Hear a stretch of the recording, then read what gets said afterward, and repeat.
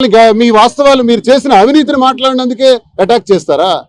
ఇసుకలను దోపిడీ చేశారే, స్థలాలన్నీ దోపిడీ చేసి పెట్టారే, రాఘోల్ దగ్గర ఉన్న స్థలంలో ప్రభుత్వ భూమిని ఆక్రమించారే, అది 22A నుంచి తీసేసినారే, విశాఖపట్నంలో ఉన్న 70 ఎకరాల భూమిని దోపిడీ చేశారే, దాన్ని చుక్కల భూమిని ఉంటే రెవెన్యూ మినిస్టర్గా మార్చేసినారే, టెక్కల నడిబొడ్డులో 100 కోట్ల రూపాయల స్థలాన్ని, అది స్వర్ణకారుల యొక్క స్థలాన్ని దాని కాంపౌండ్ వాల్స్ కట్టి దోపిడీ చేస్తున్నారే, అది కూడా 22A నుంచి తీసేసావే. నేను అడగొద్దా? టెక్కల వాసిగా, ఈ జిల్లా వాసిగా, నేను ఎమ్మెల్సీగా, ఒక దువ్వాడ శ్రీనివాస్గా నేను ఎందుకు అడగను? 22A నుంచి చుక్కల భూముల నుంచి తీసేసి భూములు ఆక్రమించేస్తారా? మరి అచ్చెన్నాయుడు అన్నారు, అదే స్థలంలో తాజ్మహల్ కట్టిన తొక్కేసి తీసేసి నేను ప్రభుత్వ ఆసుపత్రులు కడతానని ఆయన చేతులు కలిపేసినాడు. దీని గురించి నేను ప్రశ్నించకూడదంట. అంటే వీళ్ళ రహస్యాలన్నీ, కేడీ బ్రదర్స్ అంతర్గత రహస్యాలన్నీ బయట పెడుతున్నాను కాబట్టి నన్ను లేపేస్తారు. ఓకే, పుట్టాం పోతాం. అంత మాత్రాన భయపడిపోయే క్యారెక్టర్ ఈ దువ్వాడ శ్రీనివాస్ కాదు. మిస్టర్ ధర్మాన ప్రసాద్ కృష్ణదాస్, మీరు భయపెట్టేస్తే, చంపేస్తామంటే నరసన్నపేట, నిమ్మాడ దాటి నేను టెక్కలు వెళ్ళాలి మా ఇంటికి. అయితే నేను ఇంటికి రావద్దా? ఇంటికి వెళ్ళొద్దా? ఇంటికి వెళ్తే చంపేస్తారా? అటాక్ చేసేస్తారా? నిన్నను ప్లాన్ చేశారు, మీ అందరికీ తెలుసు. రాత్రి 7 గంటలకి అక్కడ టోల్ గేట్ దగ్గర, మడపం టోల్ గేట్ దగ్గర వాల్ పోస్టర్లు చింపేశారు. ఏమీ లేదు. ఒక 200-300 మంది అక్కడికి చేరారు నిన్న ఇదే సమయానికి. 200-300 మంది కాపు కాశారు మమ్మల్ని అటాక్ చేయడానికి. నాకు తెలుసు, నిన్న మీడియాలో కూడా వచ్చింది. ఏ వాల్ పోస్టర్ లేదు, ఏ గొడవ లేదు. 300 మంది ఎందుకండి టోల్ గేట్ దగ్గర? టోల్ గేట్తో పని ఏముందండి? 300 మంది వచ్చి టోల్ గేట్ దగ్గర ఏం చేస్తారండి? వాల్ పోస్టర్ చింపేస్తే. కానీ అక్కడ టోల్ గేట్ దగ్గర వాల్ పోస్టర్ పేరు పెట్టి మమ్మల్ని అటాక్ చేయడానికి. అంటే టోల్ గేట్ దగ్గర నా వాహనం స్లో అవుద్దని. అయ్యా మిస్టర్ కృష్ణదాస్ ధర్మాన ప్రసాద్, ఇప్పుడు కూడా నడి రోడ్డును ఉన్నాను, శ్రీకాకుళంలో ఉన్నాను.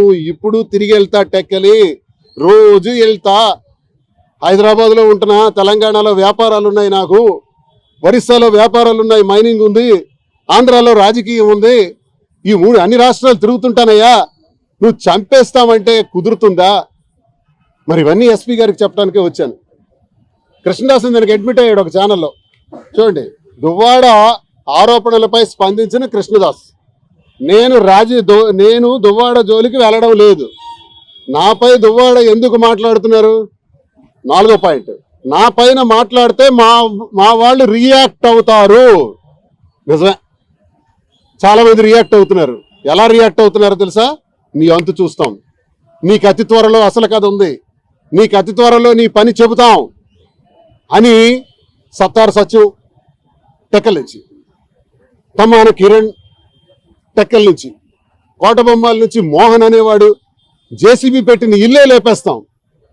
ఇలాంటి హెచ్చరికలు, ఆ హెచ్చరికలు మా వాళ్ళు చేస్తున్నారని ఎవరు చెప్పారు? కృష్ణదాసే చెప్పాడు. అప్పన్నతో అన్న మాట వాస్తవమే.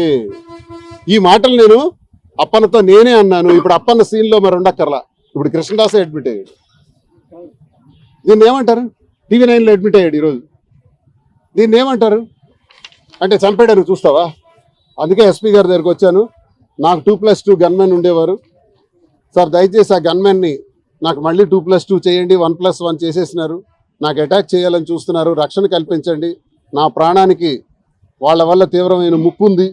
ఏ క్షణానైనా నన్ను అటాక్ చేస్తారు.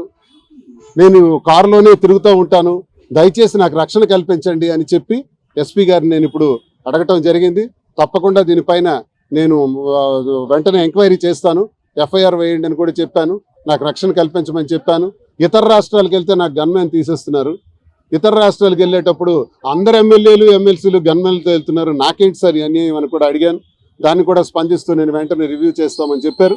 ఏదేమైనప్పటికీ ఈ జరిగిన అన్యాయాన్ని, చట్టం పైన నాకు విపరీతమైన నమ్మకం ఉంది, గౌరవం ఉంది. ఒక న్యాయవాదిగా, ఒక అడ్వకేట్గా, అలాగే న్యాయస్థానాల పైన కూడా నాకు గౌరవం ఉంది. న్యాయస్థానాలను ఆశ్రయిస్తాం, చట్టానికి మేము కంప్లైంట్స్ తయారు చేస్తాం తప్ప మీరేదో హెచ్చరికలు చేసి చంపేస్తాం, నరికేస్తాం, అటాక్ చేసేస్తామంటే నేను ఆ భాష మాట్లాడండి. నేను ప్రజల కోసం కష్టపడి పని చేస్తా, ప్రజా గొంతై మాట్లాడతా, ఇంకా గట్టిగా మాట్లాడతా.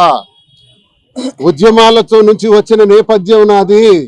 అదిరే బెదిరే గుండె కాదు ఇది. మిస్టర్ ధర్మాన ప్రసాద్ కృష్ణదాస్, బుర్రలో పెట్టుకోండి. నాకేదో అటాక్ చేసేస్తామంటే నీ చేత అయిపోతే పోతాం, అటాక్లో పోయినా పర్వాలేదు. నా సాధ్యమైనంత వరకు ఒక్కడిని ఎదుర్కొంటాను. నాకు చాలా మంది రాత్రి చెప్పారు, మీ వెనక ఒక 20-30 కార్లతో వస్తాను. ఎన్ని రోజులు వస్తారు, ఎంతమంది వస్తారు? ఒక్కడిని నేను ఎదుర్కోవాలి, కాబట్టి ఒక్కడిని నేను వెళ్తా, ఏం పర్వాలేదని చెప్పాను. నేను ఒక్కడిని ఎదుర్కొంటాను. ఒకవేళ ప్రజల ఆశస్సులు నాకున్నాయి, ఏదైనా ప్రమాదం జరిగిపోతే ఆ ప్రాణంలో నా ప్రాణానికి నాకు ముప్పు కావడానికి కారణమైనటువంటి ధర్మాన ప్రసాద్ కృష్ణదాసులే బాధ్యులు అని స్పష్టంగా నేను మీడియా ముఖంగా పోలీసు వారికి కంప్లైంట్ ఇచ్చిన దానిలో కూడా క్లారిటీగా తెలియజేశాను.